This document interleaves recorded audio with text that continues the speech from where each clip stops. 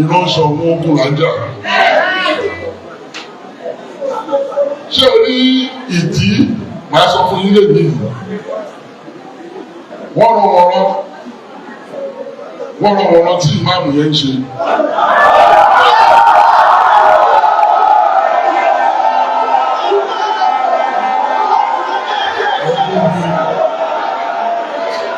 Wọ́n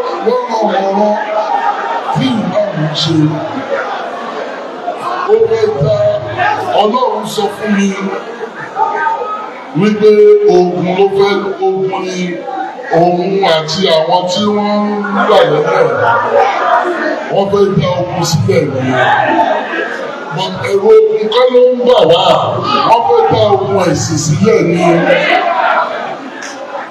Ọlọ́run sọ fún mi pé kì í sọ agbẹjẹmọ́wọ́ kí n máa wò. Ẹ káàbọ̀ sí ìkànnì Àlọ́yé TV. Àwọn bàbá wa sọ pé tí àlọ́ bá lọ àbọ̀ á máa bọ̀. Ọba Ghandi Afọlábí Ọláoyè Ọmọgẹ́gẹ́dì III ti dá gbogbo èsì ọ̀rọ̀ tí Chief Imam of Ògbómọ̀ṣọ́ Land sọ padà.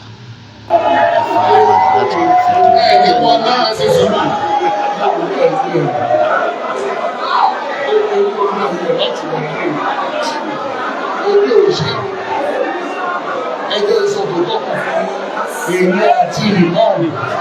èmi àti ìmáàmù tẹ́lẹ̀ ààrùn níjà ó bá ẹ̀rọ ìwò sọ ẹgbẹ́ kó sọ nǹkan tí ṣòun ṣe lélẹ́yìn fún ẹni kó sọ. Ẹgbẹ́ ibi tí mo lọ pẹ̀lú parapọ̀ òun ni wípé ẹ̀yin tẹ́ wà lẹ́yìn ẹ̀ farabalẹ̀ fẹ́ lé gbọ́ tí wọ́n sọ. Ẹgbẹ́ sọ tí mo parapọ̀ èmi ò ṣe nǹkan tí mi ò sí wá sí parapọ̀ òun ni wípé